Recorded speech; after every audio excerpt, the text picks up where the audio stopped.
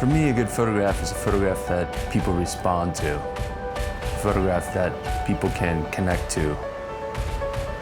For me, it's not really about the craft at all. It's not about the process of making a photograph, or not even really about the photograph itself. It's more about what the photograph represents, the emotional value of it.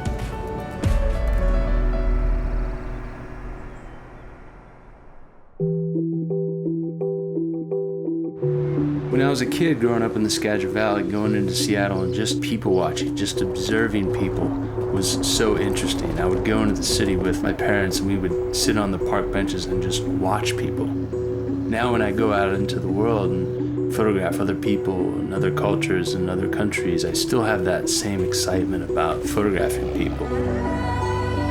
So after driving up to Mount Rainier, I drove into Seattle. It was one of those like spring clear days where I just knew that I had to seize the moment.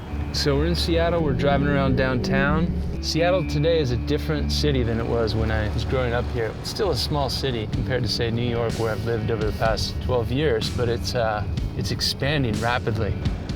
So as I was driving around and getting out of the vehicle and walking around, I found myself noticing new buildings that make for some really great landscapes. I was looking for the way the light was hitting the glass, and I was even using my vehicle to photograph these new buildings. One of the ultimate vistas in Seattle, and even in the Pacific Northwest in general, is Cary Park. You really see where nature and the city meet face to face. When I got up into Cary Park, Mount Rainier was in the background, the city was in the foreground. After Cary Park, I raced over to another spot to make the most of the last bit of evening light. The cityscape scene that I enjoyed the most from Seattle is of a ferry leaving the dock. In the foreground, you see the carousel, in the background, the shipping yard, and it was just the quintessential Seattle photograph.